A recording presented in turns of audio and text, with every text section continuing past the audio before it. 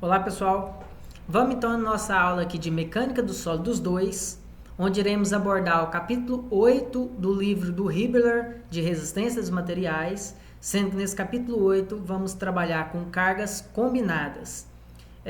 E um dos tópicos que iremos abordar é o 8.1, que são os vasos de pressão com paredes finas, que seriam os vasos cilíndricos e os vasos esféricos.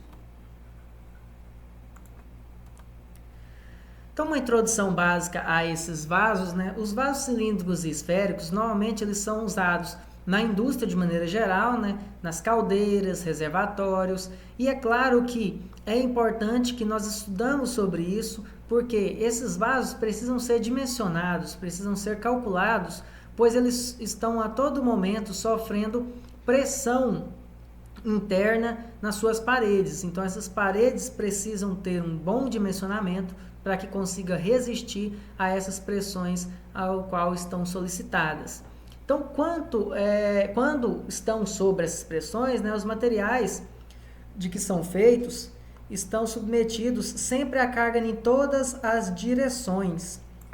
Então, devemos analisar tanto no sentido longitudinal a nossa peça, como no sentido transversal, para identificar essas tensões e, consequentemente, ter um bom resultado ali de dimensionamento. Então, apesar disso, os vasos eles podem ser analisados de maneira simples, desde que tenham o que nós chamamos de paredes finas. Então, todo o material, todo o reservatório, caldeira, cilindros ou esféricos, você precisa fazer uma análise inicial se ele é composto, ele é fabricado com o que chamamos de paredes finas. O que seria isso?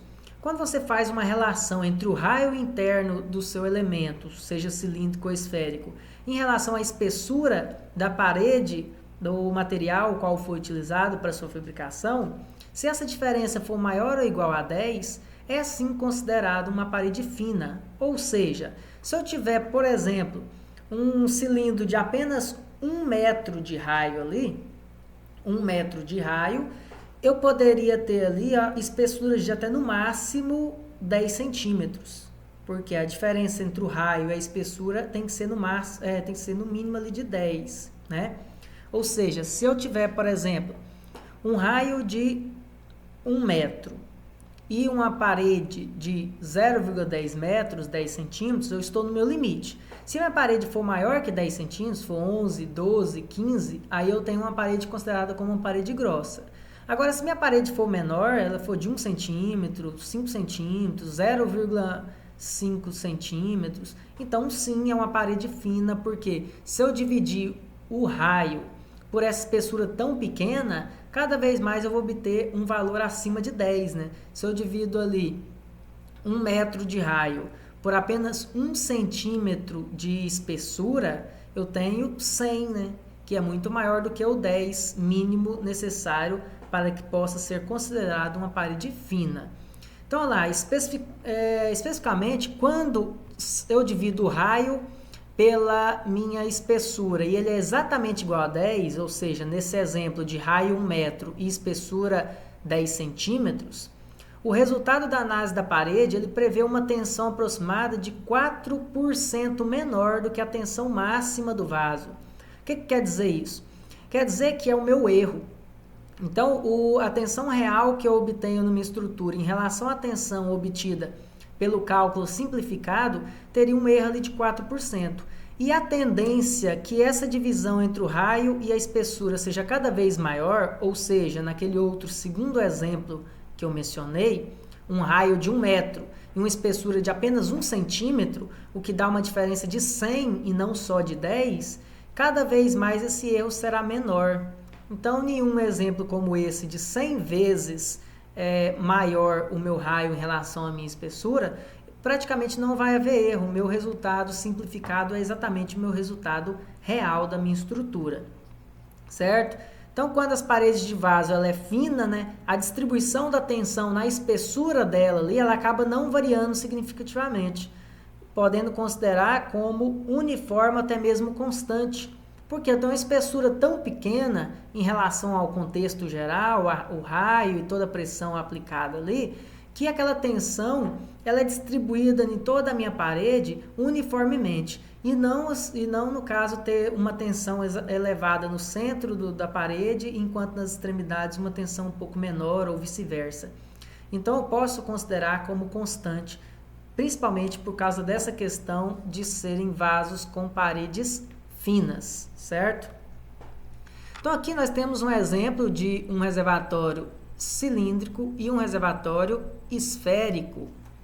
Então, a análise do estado de tensão nos vasos de pressão cilíndrica esféricos sempre deve ser analisados quando temos, no caso, como nós dissemos, a parede fina. Em ambos os casos desse exemplo, a pressão no vaso ela é entendida como o que chamamos de pressão manométrica, ou seja, existe pressão aqui no interior desse cilindro, seja por gases ou líquidos, que vão estar gerando pressão aqui em toda a parede da minha estrutura, tentando no máximo sempre expandir. Por isso que a pressão aqui sobre as paredes é sempre gerando uma tensão de tração. Então, sempre nos nossos cálculos, seja a tensão longitudinal ou a tensão transversal ou circunferencial, como eu vou explicar adiante, essa tensão é sempre positiva, porque sempre está tracionando as minhas paredes no intuito ali de romper a tração. Então, pensando exclusivamente nos vasos cilíndricos, né? Consideremos aqui o vaso cilíndrico com espessura T de parede, com um raio R, um raio interno, e representado pela essa figura aqui embaixo, né? Que o raio e a minha espessura. O gás ou um líquido qualquer ali contido nesse exemplo, nessa figura, nesse cilindro, que se admite ali com um peso desprezível, no caso, se for um gás, desenvolve ali uma pressão manométrica P. Então, vamos chamar essa pressão de P dentro do interior do nosso vaso. Então, a tensão ela vai estar relacionada à pressão exercida internamente na minha estrutura, no meu sistema fechado, né? A espessura da minha parede influencia no cálculo da minha tensão, obviamente, né? E, é claro, o raio interno do meu cilindro também vai influenciar. Ou seja, a nossa forma de tensão ela vai estar em função de P, de R e de T, que são as nossas unidades ali que influenciam diretamente no cálculo da tensão. E essa tensão ela pode acontecer de duas formas, como aqui na nossa figura apresenta. Eu tenho a tensão na vertical aqui nesse caso, que representa como tensão 1, que é a tensão no sentido circunferencial ou sentido tangencial do meu cilindro. Já a tensão 2, essa tensão que está no sentido horizontal aqui do meu desenho, é o que a gente chama de tensão no sentido longitudinal ou no sentido axial, certo? E existem diferenças nos resultados, obviamente, dessas tensões 1 e 2. Vamos abordar um pouco sobre isso no decorrer aqui, encontrando principalmente as nossas fórmulas de calcular a tensão 1 e a tensão 2. Lembrando que esses cálculos foram utilizados, foram determinados, né, mediante ali o método da seção e o equilíbrio de forças que nós já estamos cientes nas nossas análises de estática, né, e mecânica. Então, ainda dentro dos vasos cilíndricos, agora parando para analisar particularmente a tensão circunferencial, que é chamada de tensão 1, temos aqui uma figura que representa muito bem isso que queremos apresentar. Olha lá, se eu fizer um corte na minha figura, fazer uma seção para análise de somatório de forças igual a zero, né, em equilíbrio, eu posso perceber aqui em um corte que a tensão 1 é uma tensão que está ali circunferencial em relação ao meu cilindro, ou seja, ele age no meu aro ali, como está representado aqui na figura. Essas forças, vocês podem ver que elas estão saindo aqui dessa área aqui em questão, ó, dessa área em questão, e automaticamente dessa outra área aqui embaixo também. Então, são duas áreas de seção transversal onde essa tensão é aplicada, e graças a isso eu consigo chegar no nosso cálculo. Como fazer esse cálculo, né? Considerando que a somatória das forças é igual a zero, e não da tensão, né? Não posso confundir isso, E eu sabendo que tensão é igual a força dividido por área, então quando eu equilibro força, eu estou equilibrando tensão vezes área, né? Passando aqui multiplicando, eu tenho que a minha força é a tensão vezes área. Então eu tenho inicialmente para essas cargas que estão para a esquerda aqui, ó, eu tenho duas tensões 1, a tensão 1 da seção superior e a tensão 1 da seção inferior, essas duas seções que eu preenchi em vermelho. Então eu tenho duas vezes aqui na minha fórmula a força, e a força nada mais é o que? Do que tensão vezes área. Então eu tenho a tensão 1 vezes a área. Essa área é uma área retangular, essa área aqui embaixo que eu circulei em vermelho. É uma área que tem T de altura, né, e delta Y de largura. Então eu tenho uma área T vezes delta Y. Então eu tenho uma força de duas vezes tensão vezes a área T delta Y. Em contrapartida, eu tenho essas forças aqui, ó, que estão para a direita, que é um carregamento distribuído, que é em relação à pressão interna que esse cilindro está sofrendo. E essa pressão, ela age em toda essa área em azul, ó, toda essa área retangular aqui em azul, ela exerce. Essa área tem uma altura de um diâmetro, né, que são 2 raios, e a largura é o próprio ΔY também. Por isso, lá embaixo, eu multiplico o valor P, né, da minha distribuída pela área de 2R vezes o ΔY. Fazendo essa conta, eu chego nessa fórmula final embaixo, que é a fórmula que utilizamos para a tensão 1, para a nossa tensão circunferencial ou tensão de aro, né, dos nossos cilindros. Então, essa tensão 1 nada mais é do que a pressão interna atuante no cilindro, multiplicado pelo raio, dividido pela minha espessura da parede do meu cilindro, certo? Agora, quando paramos para pensar no outro sentido dos meus vasos cilíndricos, que é no sentido longitudinal ao próprio tubo, né, ao próprio cilindro em questão, eu gero essas outras tensões que estão para a direita aqui, ó. Essas tensões para a direita é o que a gente chama de tensão 2, tensão longitudinal. Como que ela funciona, né? Essa tensão longitudinal, ela vai se equilibrar com essas forças para a esquerda que está tendo aqui dentro, aqui, ó, que seriam as cargas oriundas da pressão interna do fluido ali, do líquido, do gás ali dentro do meu cilindro. Então, é claro, vai ter um equilíbrio como foi no slide anterior, onde eu tenho a somatória das forças para a direita menos as para a esquerda igual a zero, né? Então, fazendo essa conta, eu tenho aqui como, novamente, tensão é força sobre área, e a nossa análise é de força. Força vai ser tensão vezes a área. Então, no caso, eu tenho que a tensão 2 vezes a área onde ele atua. Qual seria essa área? A área que atua é todo esse contorno aqui, ó, que eu tenho. Então, eu pego o comprimento da circunferência e multiplico pela espessura ali dessa chapa, que é a espessura T. Então, eu tenho 2πr de comprimento da circunferência multiplicado pela espessura ali T, então eu tenho 2πr-T. Em contrapartida, no sentido para a esquerda, eu tenho a questão da pressão interna, que ela exerce ali essa força P, né, agindo em toda essa área em volta, que é a área interna do cilindro. Então, se eu tenho um cilindro aqui, ó, com a parede fina aqui em volta, toda essa parte interna aqui, ó, é o que está preenchido com fluido ou gás ou o que seja. Então, toda essa área aqui interna é o que está sofrendo a minha pressão. Então, eu tenho que multiplicar por essa área interna aí, por isso que a fórmula é a área de uma circunferência, πr ao quadrado, certo? Fazendo esse cálculo, a gente consegue determinar uma fórmula para a tensão 2, que é bem parecida com a inicial, com a tensão 1, porém, percebemos ali a existência de um 2 no denominador. O que quer dizer? Quer dizer que minha tensão de longitudinal ela é apenas a metade da tensão circunferencial, ou seja, a tensão crítica de um cilindro é a tensão circunferencial, a tensão 1.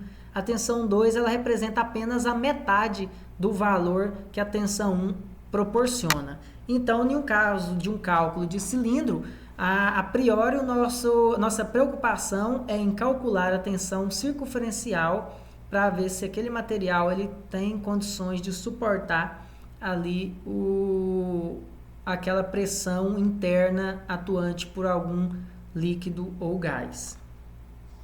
Então, recapitulando aqui, para resumir, né, temos os dois modelos, né, a tensão aqui circunferencial, né, a tensão 1 circunferencial, e a tensão 2, que é a tensão longitudinal, quando a tensão é aplicada no sentido longitudinal ao meu cilindro. E a diferença dos dois está na fórmula ali, a questão de que um é 2 vezes maior que o outro. Olha lá, a tensão 1 equivale a 2 tensões 2. Então, a tensão 1 vale o dobro da tensão 2 nessa nossa situação. Certo? Então, agora, para recapitular ali tudo que a gente analisou, tensão 1 e tensão 2 são, respectivamente, a tensão circunferencial e a tensão longitudinal de um cilindro, né? Admitindo que sempre essa tensão está sendo apresentada na forma de tração, está tracionando o material. E o que mais que influencia no nosso cálculo? A pressão manométrica ali do gás ou do fluido, né? O raio interno ali do meu cilindro e a espessura da parede, que para ser possível o nosso cálculo tem que ser considerado uma parede como fina, onde a largura ali é no máximo 10% do raio interno do material, certo? Aqui vale ressaltar o que nós acabamos de comentar, né? Que a tensão circunferencial é 2 vezes maior do que a longitudinal, e esse aqui é um exemplo mostrando justamente isso, ó. Aqui é um exemplo onde é um cano de uma espingarda que acabou entupindo, né? E na hora do disparo ela acabou sofrendo esse colapso, essa ruptura. E olha como foi a ruptura dela. Ela rompeu no sentido circunferencial, ó, e não no sentido longitudinal. Ela explodiu, certo? E ela rompe no sentido circunferencial. Para ficar mais fácil isso, eu fiz um segundo desenho para entender bem essa questão de como a pressão circunferencial ela é maior do que a longitudinal. Então aqui, ó, se eu tenho um tubo qualquer, a maneira como esse tubo fissura normalmente é como está representado aqui, ó. É uma fissura no sentido longitudinal, ou até algumas vezes no sentido aqui assim, oblíquo, na minha tubulação. Por quê? Por que ele rompe assim? Ó? Se a gente parar, fizer um corte AA em relação aqui à seção transversal em questão, ó, e representei esse corte aqui, ó, o meu corte AA, Então, o que eu tenho aqui, ó? Eu rompi, né, essa região aqui em questão, rompeu-se o material e ele abriu conforme essa imagem. Por quê? Eu tenho uma pressão interna agindo em todas as paredes, tentando expandir a todo momento a minha tubulação, o meu reservatório, o meu cilindro, o que seja.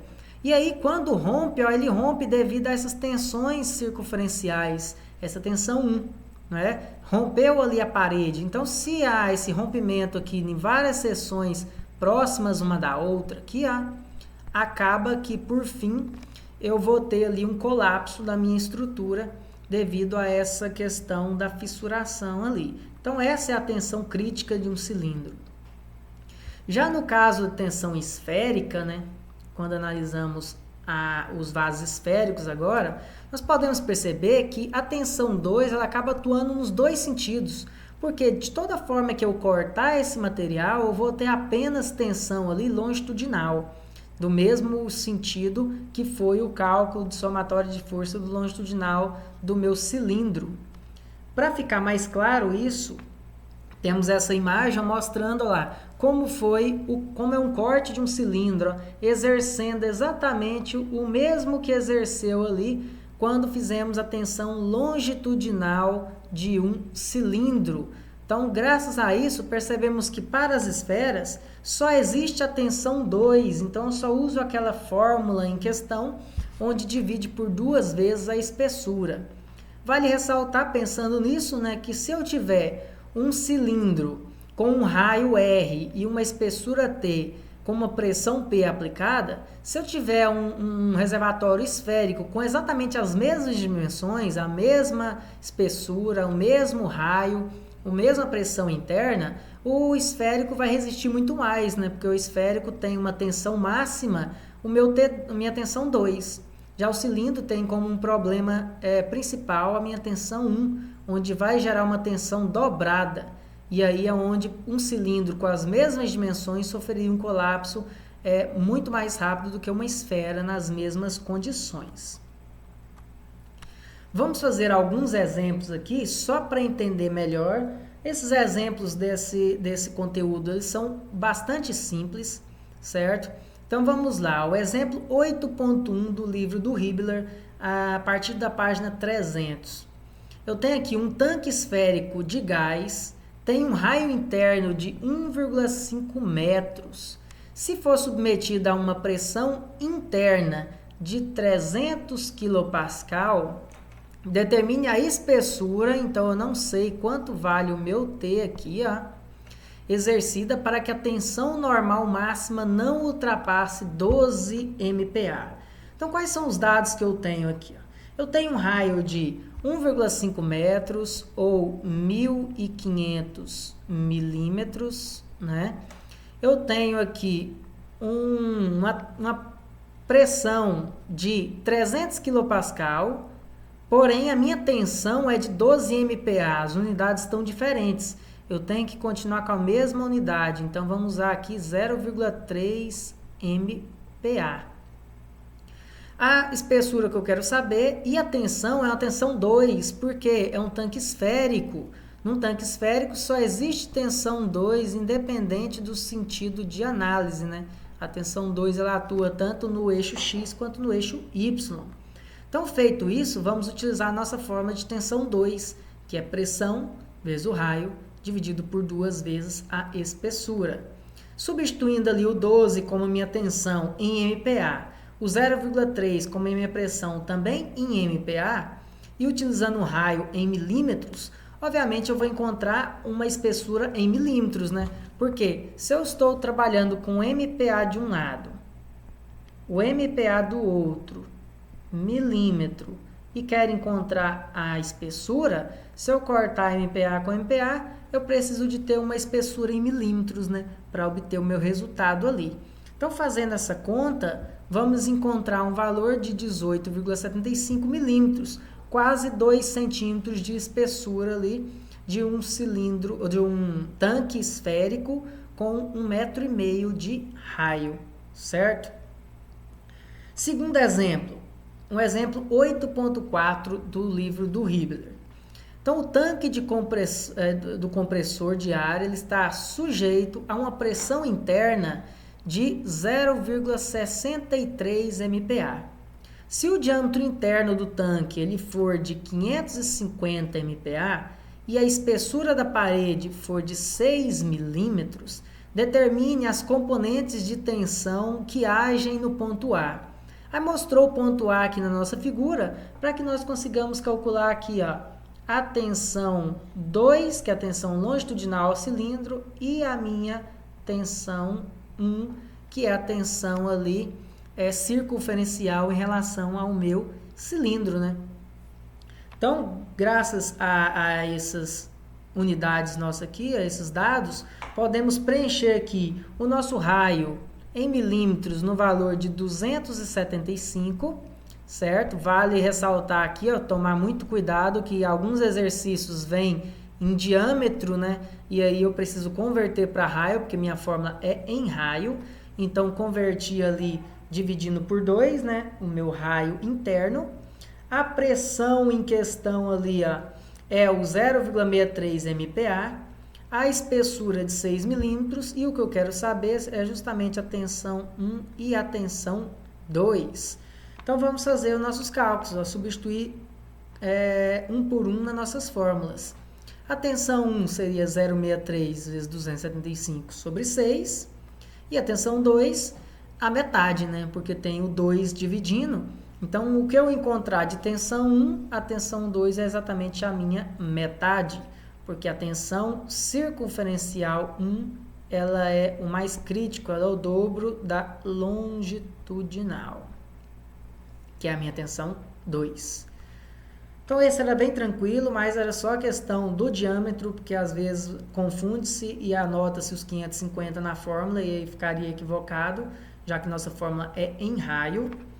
E agora temos aqui um terceiro exemplo, que é o 8.5 do livro do Hibbeler, onde fala que um tubo de extremidade aberta ele tem uma parede de espessura de 2 milímetros e, de novo, diâmetro interno de 40 milímetros. Calcule a pressão que o gelo exerce na parede interna do tubo para provocar uma ruptura conforme a nossa figura apresentada. Então, essa ruptura aqui ó, é aquilo que eu tinha mostrado, né? É uma ruptura ali circunferencial, porque se eu abro aqui a minha fissura, se eu for analisar aqui um corte, esse corte foi rompido, né? Minha seção circular, ela abriu. Então, eu rompi ali a minha tensão circunferencial, que é a minha tensão 1. Minha tensão 1. Certo? E ali, o material tem uma tensão máxima de 360 MPa. Então, anotando os nossos dados, né? Um raio, que é a metade ali, só 20, né? Falou o diâmetro, então um raio 20. Pressão, quero saber. Espessura, 2 milímetros. E a tensão 1, que é a tensão circunferencial, vale no máximo 360. Então, esse exercício é muito simples. Substitui na forma de tensão 1 ali, os 360, os 20 e o 2. E a nossa pressão vai ser uma pressão interna de 36 MPa. Lembrando que se aqui está em MPa e aqui está em milímetro e milímetro embaixo, os milímetros vão cortar, né? A pressão vai ser exatamente na mesma unidade da minha tensão circunferencial, tensão 1.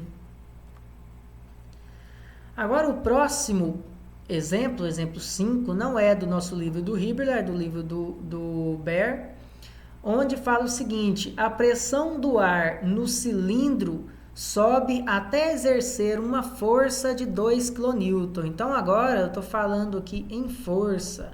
Tem uma força aplicada ali de compressão no valor de 2 kN, que exerce ali em cada um dos pistões. Cada um tem um raio interno de 25 milímetros. Então, o raio interno do pistão aqui, ó, esse raio aqui, ó, ele é de 45, que automaticamente é o raio interno de todo o meu cilindro. Supondo que a parede tem 2 milímetros de espessura, por isso que está anotado aqui 47 milímetros como raio externo, né? Porque se eu tenho 45 interno mais os 2 de espessura, eu tenho meu raio externo de 47 milímetros. Determine o estado de tensão nela desenvolvido. Eu quero saber qual a tensão desenvolvida no cilindro. Então, eu vou calcular aqui, principalmente a tensão crítica, né, que é a minha tensão circunferencial, a minha tensão 1. O que eu tenho de dados até então? Ó? Eu tenho que a carga vale 2 kN, ou seja, 2.000 newtons, né? Eu tenho um raio interno de 45 milímetros, uma espessura de 2 milímetros, e eu quero determinar qual é a tensão ali circunferencial agindo no meu cilindro que está sob pressão. Aí está a questão, cadê a pressão? Né? Eu não tenho a minha pressão aqui, ó. Mas eu consigo calcular a pressão, por quê? Porque eu tenho a carga aplicada aqui de compressão de 2 kN e sei qual que é a área ali do meu pistão, a área do meu cilindro. Então, se eu tenho uma carga aplicada em uma determinada área, gera-se uma pressão. A pressão nada mais é do que a mesma fórmula de tensão, né? A pressão é força sobre a área onde ela atua, gerando ali uma pressão interna. Certo? Então, vocês estão fazendo hidráulica, já estão fazendo cálculo de pressão sendo exercida por força sobre área. Então, ali, o que a gente faz? Ó? Pressão é força sobre área, a força é 2.000 newtons e a área é π vezes o raio ao quadrado. Se a força aqui está em newton e a área está em milímetros quadrados, a resposta já sai em MPa, no valor de 0,31438 MPa. Agora eu posso pegar a minha fórmula de tensão e aplicar com a pressão interna encontrada. Então, encontramos 0,31 de pressão em MPa, vezes um raio interno de 45 milímetros, dividido pela espessura da parede de 2 milímetros. Então, vai ter uma resposta da tensão em MPa no valor de 7,07 MPa. Então, essa seria a minha tensão aplicada nas paredes de um cilindro oriundos de uma pressão interna de 0,31 MPa. Próximo exemplo, né? É o exemplo 5, também não é do livro do Hibbeler, onde trabalha-se com um tanque preenchido de água, só que é aberto, né? Então ele não tem uma pressão ali interna, por ser ali fechado, né? Ele tem pressão pelo peso da própria água. Então, lá, eu tenho um tanque cilíndrico de armazenamento despressurizado, porque é aberto ali na parte superior, né? Não é confinado. Tem uma espessura de parede de 5 milímetros, é feito de um aço de 420 MPa de tensão admissível e pediu para determinar a altura H desse meu reservatório de água, que pode ser suportado pelo tanque, sabendo que nesse cálculo é para levar em consideração um fator de segurança igual a 4 e eu tenho o peso específico da minha água, né, que é 9.810 newton por metro cúbico. É o valor do peso específico da nossa água, né? Então, o que eu tenho de informação? Eu tenho o próprio peso específico, que eu acabei de comentar. Eu quero saber a altura do meu tanque, né? A altura que a água pode chegar ali. Eu tenho a espessura do cilindro, da parede do cilindro de 5 milímetros. Eu tenho a tensão máxima que o aço suporta de 420.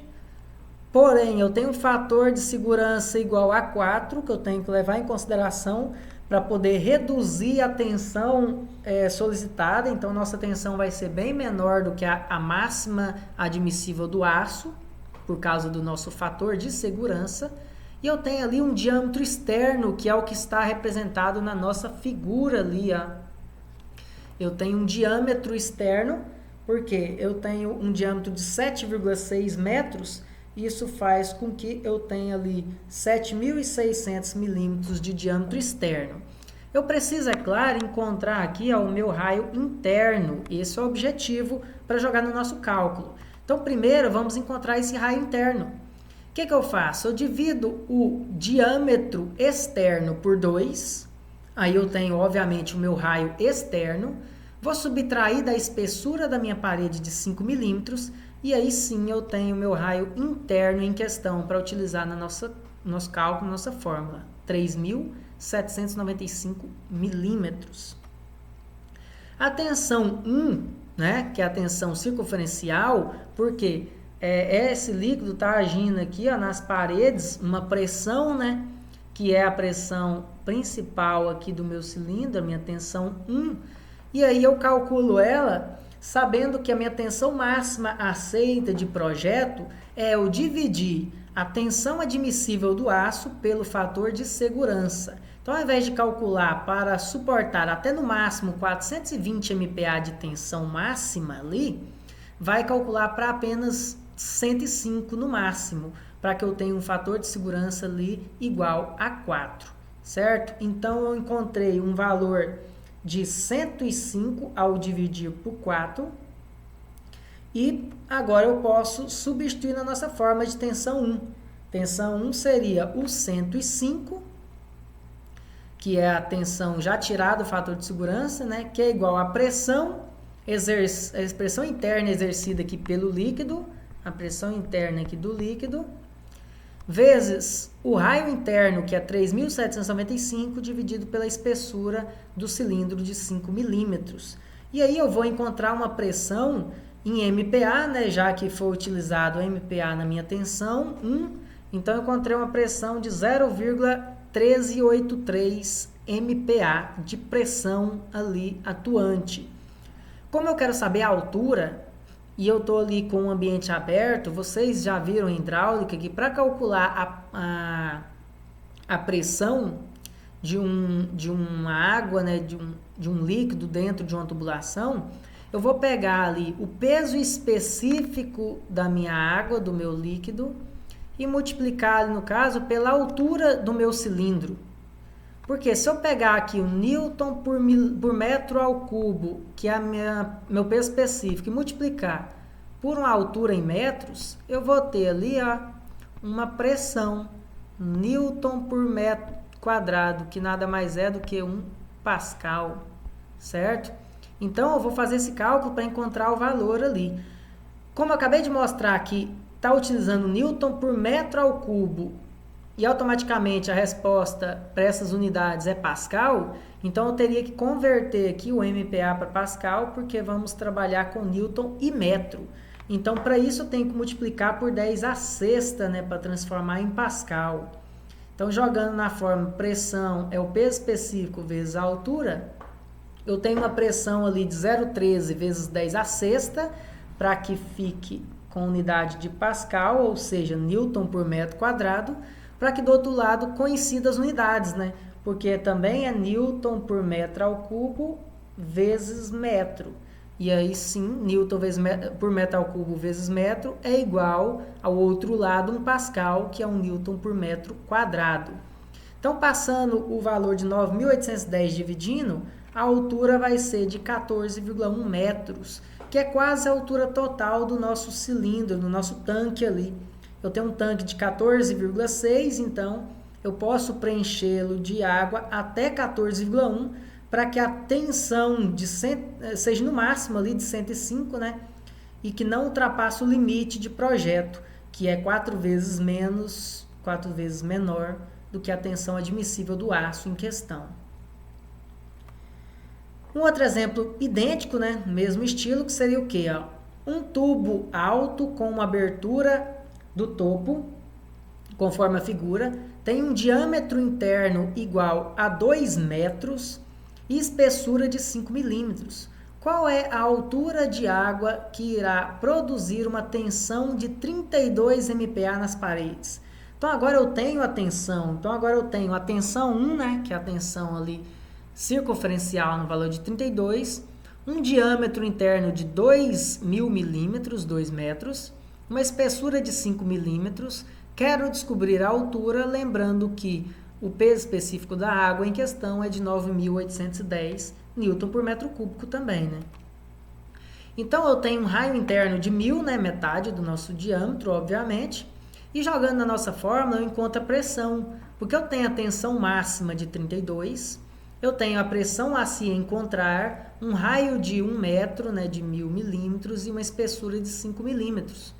Então, essa pressão vai dar ali 0,16 MPa, já que eu utilizei a tensão em MPa e as medidas em milímetro, saiu uma pressão interna de 0,16. Se eu sei qual a pressão atuante ali, e nós acabamos de fazer um exemplo da mesma forma, aonde a pressão nada mais é do que o peso específico vezes a altura, então eu tenho lá pressão, peso específico vezes a altura, convertendo para Pascal, né, pelo fato do peso específico aqui, está em Newton por metro cúbico, então eu tenho aqui em questão 0,16 vezes 10 a sexta, que é igual a 9.810, que é o peso específico da água, vezes a altura, logo a altura máxima ali é de 16,31 MPa. Último exercício aqui na nossa lista, exercício 7. Um tanque ele tem um raio interno de 600 milímetros e uma espessura de 12 milímetros, conforme a figura apresentada ali ao lado. Ela está cheia até em cima, até a parte superior ali do cilindro, com água cujo peso específico é 9.810 Newton por metro cúbico. Se o tanque for feito de aço com um peso específico de 78 kN por metro cúbico, determine o estado de tensão do ponto A. Então, note-se que o ponto A está ali a 10 metros abaixo do nível da água. Olha lá, 10 metros abaixo do nível da água. Tanto é que aqui tem um corte do lado mostrando isso.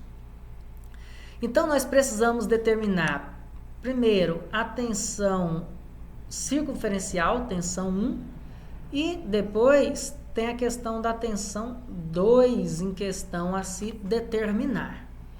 Certo? Cada um vai ser feito de uma forma diferente, porque vai depender de critérios diferentes.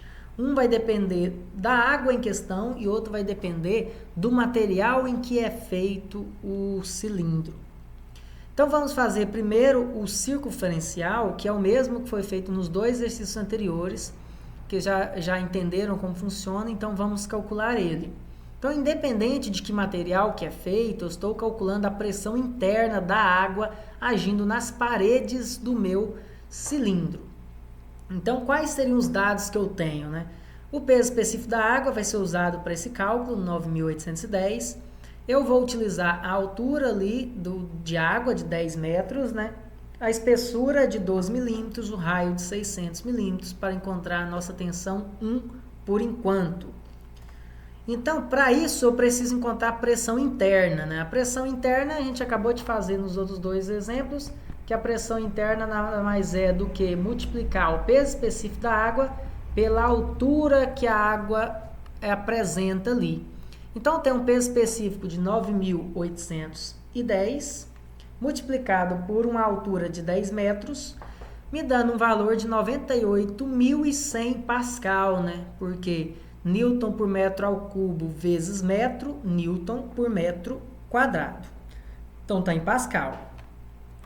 Agora, para fazer o nosso cálculo de tensão 1, eu tenho que pegar essa pressão, ali no caso, está em Pascal. Como eu quero a resposta em MPa, né, a resposta um pouco mais apresentável, eu posso pegar essa pressão, multiplicar por 10 a menos 6 para converter de Pascal para megapascal, né, que é 1 milhão de diferença. De Pascal para quilo é 1.000, de quilo para mega mais 1.000. Então, 98.000 vezes 10 a menos 6 já transformou para MPa. Então, aqui já está em MPa. E aí, vezes 600, que é o nosso raio interno, dividido pela espessura, né, de 12. Com isso, eu tenho uma tensão de 4,9 MPa. Ou seja, como a gente fez os dois últimos exemplos, que não tem ali influência do material em questão, do aço. Agora, em que momento que vai ter influência do aço? Como eu tenho um cilindro aberto com água transbordando, né? Esse cilindro aberto não gera tensão 2 por pressão do líquido em questão, né? Porque o líquido não está empurrando as paredes ali. Porém, ele sofre uma pressão menor, uma pressão que é exercida pelo próprio peso do material.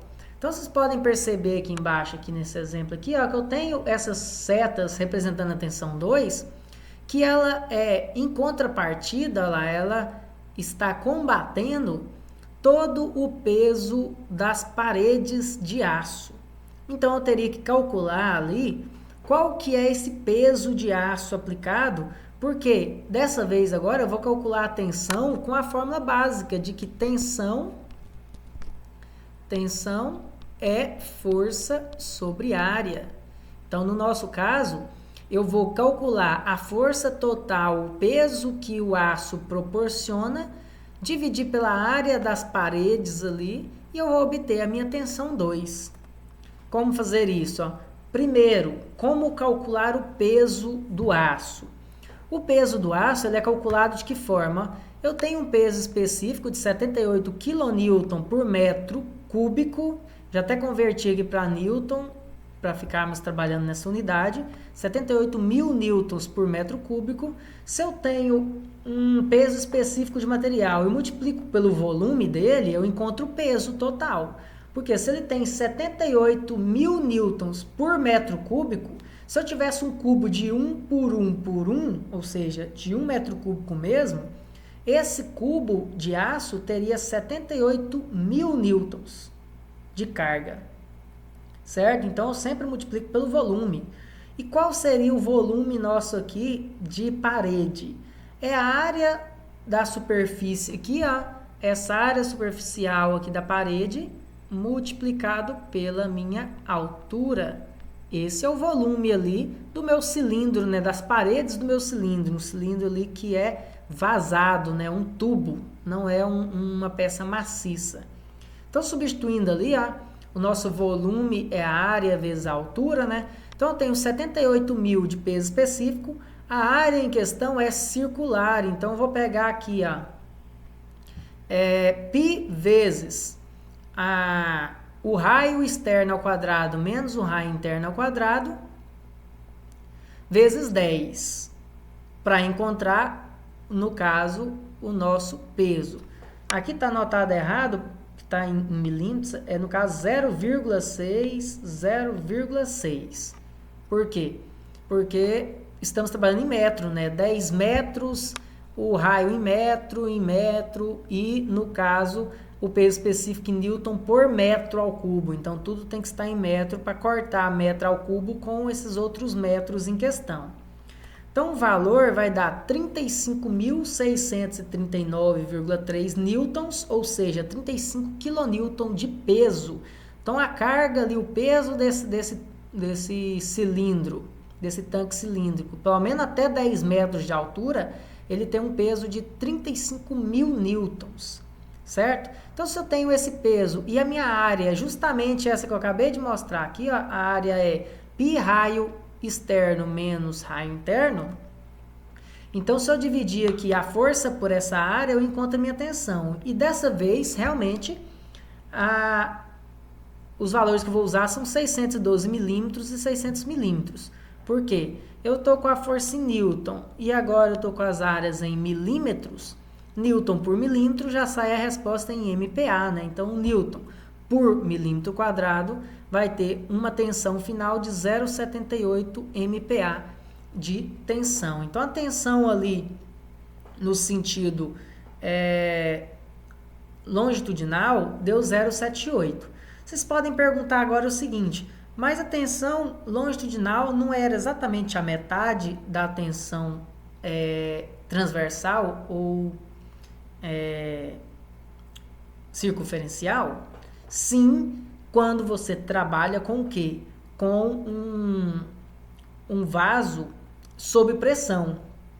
Então, se você tem um vaso cilíndrico sob pressão, ou seja, confinado, um compressor, todo fechado ali, onde tem a sua pressão interna atuante, e essa pressão interna atuante, ela age em todas as paredes com a mesma intensidade, sim, eu teria aquela fórmula, aquela segunda fórmula, tensão 2 pressão vezes raio sobre 2 vezes a espessura, e realmente eu teria um valor na metade dos 4,9. Porém, esse exemplo não é assim, esse exemplo não é confinado, não é sob pressão, ele é aberto, a parte superior é aberto, como nos dois últimos anteriores. Então, se você calcula um reservatório aberto, onde a pressão é atuante pela água, então a água vai gerar uma pressão ali nas paredes laterais, uma tensão ali circunferencial. Para gerar uma tensão em todos os sentidos, inclusive no longitudinal, eu teria que ter um reservatório lacrado sob pressão. E aí ele estivesse preenchido com água, do mesmo jeito que é quando é preenchido com ar, e ali aquela água estaria exercendo pressão em todas as paredes na mesma intensidade. Vocês notaram que a pressão aqui, no caso, por ser aberto, essa pressão ela é em referência à altura que a água possui no meu cilindro. Então, é uma pressão que foi calculada por fórmulas de pressão igual a peso específico vezes a altura, por exemplo. Então, nesse caso, é diferente. Se eu trabalho com material até mais leve do que o aço, eu teria uma pressão cada vez menor, ali, uma tensão, quer dizer, cada vez menor a minha tensão 2, a minha tensão longitudinal. Por quê? Porque se eu tenho uma parede mais leve, eu tenho menos peso aplicando nesse sentido longitudinal. Então, nesse sentido longitudinal aqui, nada mais é do que o peso do material, certo? Então, era isso que eu queria passar para vocês. Valeu, muito obrigado aí a todos.